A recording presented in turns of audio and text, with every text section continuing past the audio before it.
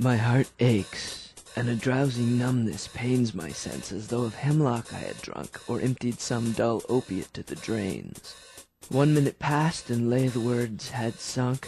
'Tis not through envy of thy happy lot, but being too happy in thine happiness, that thou, light-winged dryad of the trees, in some melodious plot of beech and green, and shadows numberless, singest of summer and full-throated ease.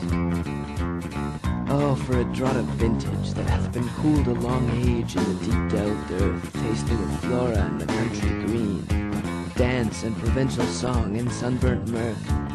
Oh, for a beaker full of the warm south, full of the true, the blushful hippocrene, with beaded bubbles winking at the brim, and purple-stained mouth, that I might drink and leave the world unseen, and with thee fade away into the forest dim.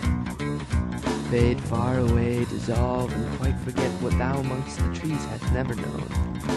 The weariness, the fever, and the fret, here where men sit and hear each other groan, where palsy shakes a few sad last grey hairs, where youth grows pale and spectre thin and dies, where but to think is to be full of sorrow and leaden-eyed despairs, where beauty cannot keep her lustrous eyes, or new love pine at them beyond tomorrow.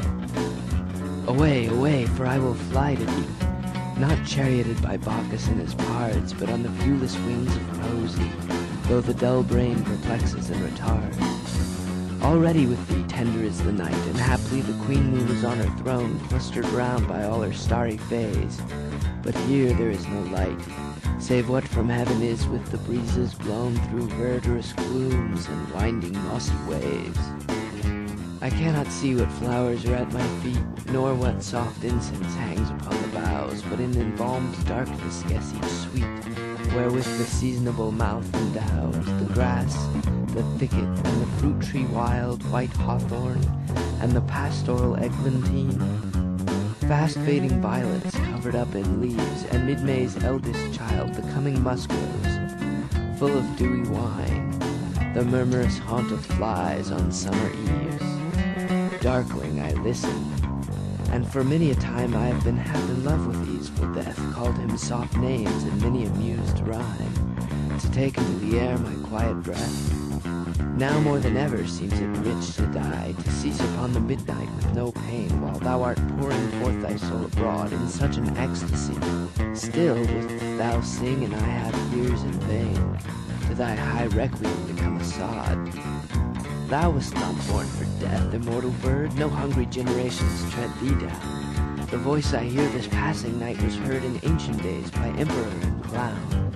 Perhaps the selfsame song that found a path through the sad heart of Ruth, when sick for home she stood in tears amid the alien corn. The same that oft times hath charmed magic casements opening on the foam of perilous seas, in fairy lands forlorn. Forlorn, the very word is like a bell to toll me back from thee to my soul self. Adieu, the fancy cannot cheat so well as she's famed to do, deceiving elf. Adieu, adieu, thy plaintive anthem fades past the near meadows, over the still stream, up the hillside, and now 'tis buried deep in the next valley glades. Was it a vision or a waking dream? Fled is that music. Do I wake?